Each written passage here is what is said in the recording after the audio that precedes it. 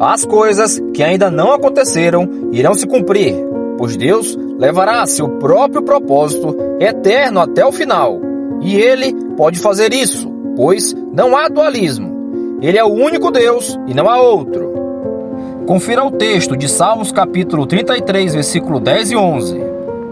O Senhor desfaz o conselho das nações, anula os intentos dos povos. O conselho do Senhor permanece para sempre, e os intentos do seu coração por todas as gerações. Bem, esse texto é frequentemente usado tanto para afirmar quanto para negar o controle divino. Primeiro, pois Deus aqui está desfazendo o conselho das nações e anulando o que as pessoas intentavam fazer. Então, alguns compatibilistas e concorrentistas vêm falando que esses intentos e esses planos de si mesmos, essas ideias e que essas proposições e o endurecimento que eles receberão não foram causados por Deus. A única coisa, dizem eles, que Deus faz aqui foi frustrar os planos das nações, os desfazendo.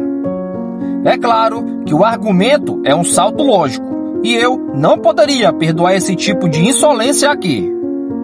Primeiramente, vemos como Deus endureceu o coração de Faraó e o colocou, o intento no coração de Faraó, dele para ficar com os israelitas, como escravos no Egito. Porém, o próprio Deus frustrou seu intento. Ou seja, foi Deus que controlou o coração de Faraó e é o próprio Deus que frustrou esses intentos, que ele mesmo controlou e causou. Confira Êxodo do capítulo 4 ao versículo 15 e Romanos capítulo 9. Veja em outros lugares o mesmo procedimento. Deus coloca no coração dos reis da terra que deem poder à besta. Apocalipse capítulo 17, versículo 17. E isso ele faz para que frustre seus planos, depois com o seu poder. Deus controla exaustivamente todas as coisas e não há ninguém que pode estorvar as mãos. Daniel capítulo 4, do versículo 34 e 35. Deus mesmo lançou sobre Israel um espírito de entorpecimento, e ele mesmo usou isso para triunfar sobre os principados e potestades. A Bíblia demonstra que Deus controla cada coisa que acontece e nada, absolutamente, milimetricamente, está fora do seu controle. A presciência divina está intimamente ligada à causação e não é meramente constativa. Os arminianos frequentemente tentam usar o texto de 1 Pedro capítulo 1, versículo 2 para provar sua doutrina da eleição condicional. Todavia, examinaremos o texto. Eleitos segundo a presciência, prognosin, prognosco, de Deus Pai, na santificação do Espírito, para a obediência e a aspersão do sangue de Jesus Cristo. Graça e paz vos sejam multiplicadas. 1 Pedro capítulo 1, versículo 2. O qual, na verdade, foi conhecido, prognosin e prognosco, ainda antes da fundação do mundo, mas manifesto no fim dos tempos, por amor de vós. 1 Pedro capítulo 1, versículo 20. Como já foi dito exaustivamente, Deus é quem causa o futuro. Ele, do contrário, ele não seria intuitivamente onisciente. Confira agora Atos capítulo 2, versículo 23. A estes foi entregue pelo determinado conselho e presciência de Deus.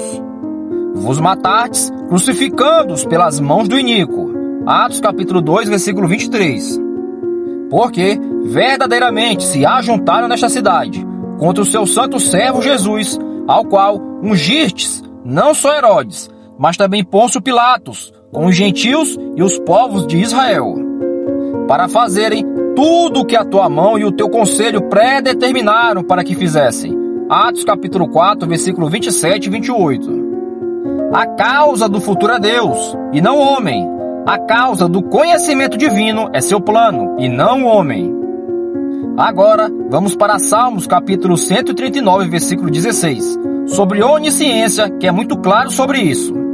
Os teus olhos viram o meu embrião, e todos os dias determinados para mim foram escritos no teu livro, antes de qualquer deles existir. Salmos capítulo 139, versículo 16. Alguns arminianos dizem que Deus previu os dias da pessoa e então os escreveu. Outros dizem que Deus vai escrevendo cada dia da vida da pessoa conforme ele vai vivendo. O que, é claro, é um grande erro. Eles reduzem Deus e sua onisciência e o separa do direito que ele tem de determinar a história do homem, e para isso distorcem o texto. Deus não adivinhou o futuro, ele está causando o futuro. A presciência de Deus sempre está acompanhada com o planejamento de Deus e não com os atos isolados de seus desígnios. Nunca é apenas uma previsão isolada. Deus prevê o que ele mesmo planeja e causa. A força é repetida na versão NTLH. Tu me vistes antes de eu ter nascido. Os dias que me destes para viver foram todos escritos no teu livro, quando ainda nenhum deles existia. Ó Deus, como é difícil entender os teus pensamentos.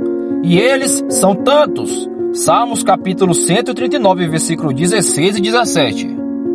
Esse tipo de interpretação forçada de presciência é absurdo nesse texto. Primeiramente, pois o termo hebraico aqui para determinado é yatsar. Usando o princípio hermenêutico da primeira menção, nós vemos esse termo sendo utilizado em Gênesis capítulo 2, versículos 7, 8, 19. E o sentido real desta palavra é formar ou moldar. Portanto, o verbo que o salmista utiliza aqui vem com a ideia real de uma história forjada antecipadamente e não meramente prevista.